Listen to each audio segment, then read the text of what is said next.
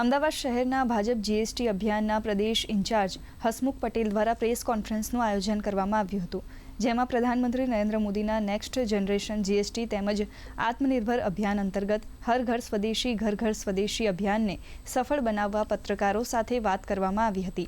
તેઓએ જણાવ્યું હતું કે જીએસટી 2.0થી દેશના દરેક નાગરિકને સીધો ફાયદો થયો છે, જેની અસર દિવાળીમાં દેખાઈ રહી છે। તેમજ સ્વદેશી વસ્તુઓનું વેચાણ વધવાથી રોજગારીમાં પણ વધારો થયો છે।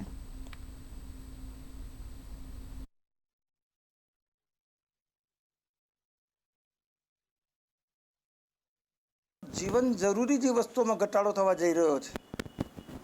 सामान्य परिवारना घर में महीने ओछा में ओछा जे 10,000 में घर चलावता छे एने पण 10% सीधी बचत मळवानी छे अने एना लीधे एना घर में महीने 1,000 रूपियानी एकदम सामान्य परिवारनी वात करूँ छूं। संपन्न परिवारोनी तो बचत मोटी हशे ज, पण जे जीवन जरूरी वस्तुओं जे रोजबरोजनी वपराती साबु होय, टूथपेस्ट होय, करियाणानी वस्तुओं ए बधी एमां महीने 1,000 रूपियानो ओछामां ओછી बचत थवानी छे।